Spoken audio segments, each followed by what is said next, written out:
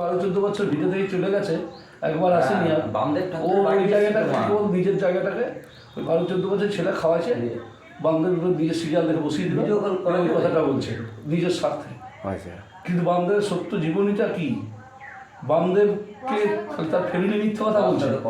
আমি একরকম কথা, আমি যে কথাগুলো বললাম আপনি শুনেছেন, বামদেব মায়ের কাছে শ্রাদ্ধ করেছিল গন্ডি কেটে জমির বাইরে, এগুলো তো শোনা আমাদের। তার সেই জায়গাটায় বসে আছেন, এই জমিটা 26 কাঠা। আচ্ছা, আর মা ডেড বডি কেউ নিয়ে যেতে পারছে না, নিতেও মা সেই মাকে নিয়ে যাচ্ছেন বামদেব নিজে কাঁধে করে গঙ্গা ওই দ্বারকা নদী পেরিয়ে।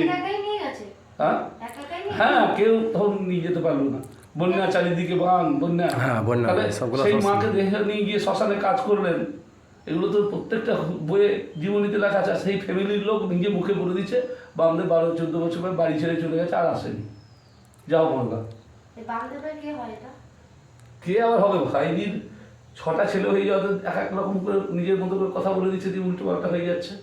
একটা সত্য কথা তো বলতে হবে। হ্যাঁ, সত্যটা সবাই না। বামদেব এই যে কালী পুজোটা করতে আসতেন, এত বড় মন্দির দেখছে, ওটা বলে দিলে আর তো কিছু হলো। তাহলে এগুলো সব মিথ্যে কথা। তাহলে জানতে বামদেব প্রতিবার ভাই মারা যাওয়ার পর মায়ের পুজোটা করতে আসতেন শ্মশান থেকে, কার্তিক মাসের দীপাবলিতে।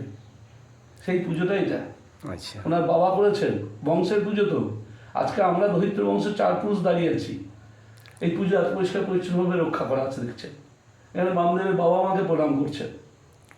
সর্বানন্দ চট্টোপাধ্যায় ওনার বাবাই ছিলেন একজন বিশেষ গৃহী সাধক, যার হাত ধরেই দেবীর আরাধনা করে বামদেব পেলেন শক্তি, আর এই গ্রামবাসী এলাকাবাসীকে দিলেন দুহাত ধরে মায়ের আশীর্বাদ পৌঁছে। যক্ষা কুষ্ঠরোগী থেকে হ্যান্ডিক্যাপ পঙ্গু, তাকে এক লাথি মেরে মায়ের ফুল পুষ্প দিয়ে আশীর্বাদ করে ভালো হচ্ছে, ভালো হয়ে যাচ্ছে।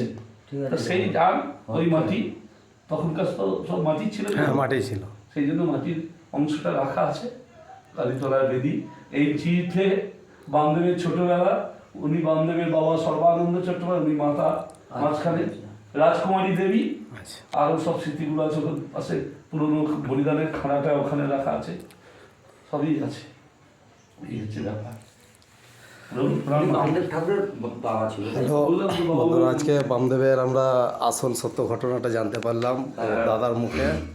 এই দাদার মুখে অনেকে অনেক রকম বলছে, কিন্তু হ্যাঁ, দাদা এটা বললো মানে বামদেবের আসল মানে ঘটনাটা। এই যে এটা হচ্ছে বামদেবের কালী পুজো, যে কালী, যেখানে কালী মন্দির আছে, মা বামদেব আসতো পুজো করতে প্রতি অমাবস্যাতে। হ্যাঁ, পুজো আসতো তারাপীঠ থেকে আসতো বামদেব, এখানে পুজো করে যেত।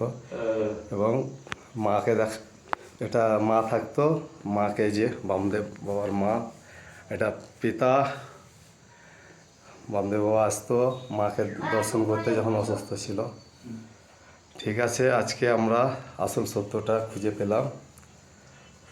সকলকে ধন্যবাদ। দাদা আপনাকেও ধন্যবাদ।